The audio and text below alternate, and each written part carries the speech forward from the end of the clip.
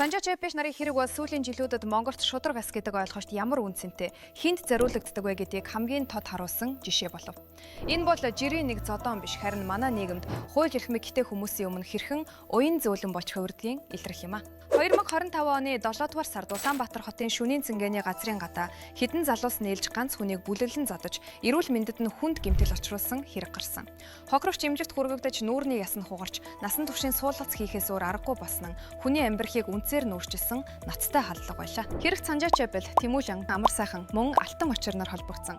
Өөрөөр хэлбэл манай нийгэмд аль хэдийн өөрсдийгөө дахлаатай мэт авирдаг баян айлын хүүхдүүд. Тиймээс мөрдөө шалгах ажлаа сунжирч, шүүх хурал хойшиж, бүр амар сайхан гадагшаа гарсан гэх мэдээл цацартахад олон хүн ингэхэн аргагүй хэмээн хүлээж авсан нь хуульд итгэх итгэл ямар түвшинд хүрснийг харуулж байлаа. Хохирогч Саян Ямбуг Санжаа Чапелийн биед харсан хэрэгээр яллагдарчаар татсан ч шүүх хурлын үеэр тэрбээр би Санжаа Чапелд гэмтэл учруулаагүй, цагаатгаж өгнө гэж хүссэн байна. Харин Санжаа Чапел хохирогч дүүний гэр бүлээс уучлал хүсэж байна. Хэргийг наривчлан шалгаж бидний ирээдүй бодож хамгийн хөнгөн ял оноож өгнө.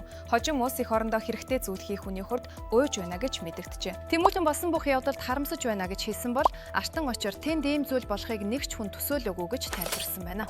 Амар сайхан Саян Ямбуг би цохиогүй зодооныг салгах гэж хичээсэн хохирогч үүсгэсэн хохирогт нь гимшиж байна гэж мэдэгдэжээ. Шүүгдэгчид хохирогч Саян Ямбууд нийт 1 тэрбум 670 мянга төгрөгийн нөхөн төлбөр олгосон гэжээ. Мөн шүүх хурлын үеэр танилцуулсан гэрчийн мэдүүлэг анхаарал татав. Гэрч хэлэхдээ Санжаа Чапел толгойд бит хоёр дээр ирээд би Монголын хамгийн баян хүн. Зандан шитэр өнөөдөр ерөнхий сайд болсон. Тийм болохоор би хүн алаад шоронгоос зүгээр гачирна. Та нарыг ачаад ч зүгээр гах боломжтой гэж орж хэлсэн гэжээ. Харин Санжаа Чапел үүнийг няцааж ерөнхий сайдын тухай би яриагүй. Миний аав үлдээ сайхан Монголын цагдаагийн байгууллагад ажилладаг. Хууль хэрхэн үйлчлэгийг харуулах гэж олон удаа хэлсэн. Аавыг нь зандан шитэр ерөнхий сайд болоод цагдаагийн ерөнхий газрын дараагаар томилсон гэж би мэдсэн хэмээсэн байна. Уг хэрэг анх цагдаагийн ерөнхий газрын дарга Болт Хурандагийн хүү үлдээ сайхнаас эхэлсэн хэдий ч аав нь албан тушаалтаа учир хүүн зөвхөн гэрчийн мэдүүлэг өгч ялагдагчаар татардаагүй гэх яриа олон нийтийн дунд гарсан юм а. Уг зодоонд дээрх залуус дөрүүлээ нийлж хохирогч Саян Ямбугийн биед халдсан камерын бичлэгээр нотлогдсон. Хохирогч шүүхэд мэдүүлэхдээ миний нүд хамар маш хүнд гинтсэн. Нүүрний яснууд хугарч мах руугаа орсон байсан. Нүүрний яснуудыг төмрөөр бэхэлж нүдэнд насан туршийн суулгац хийсэн гэж ярьсан нь энэ хэрэг жирийн маргаан биш. Хүний эрүүл мэнд амьдралд урт хугацааны нөхөшгүй хор ушиг учруулсан гэмт хэрэг байсныг игтгэнэ. Гэвч шүүх үүнийг хөнгөн гэмтэлгэж ангилсан нь олон нийтийн бухимдлыг улам дэвэргэв. 2026 оны 1-р сарын 29-нд Баян зүрх Сүхбаатар Чингэлдээ дүүргийн эрүүгийн хэргийн анхан шатны тойргийн шүүх шийдвэрээ танилцуулж, эрүүгийн хуулийн 11-р зүйлээр Санжаа Чапелд 1 жилийн хугацаатай зорчих эрх хязгаарлах, Тэмүүлэн, Алтан очир, Амар сайхан нарт 8 сарын хугацаатай зорчих эрх хязгаарлах ял оногдуулсан. Мөн хохирогч Саян Ямбуг Санжаа Чапелийн биед халдсан хэрэгээр яллагдагчаар татаж 1 сая төгрөгийн торгох ял оногдуулсан байна.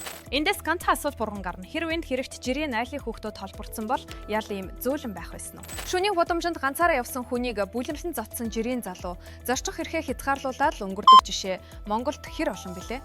Иргэдийн бухимдал яг эндээс эхэлж байна.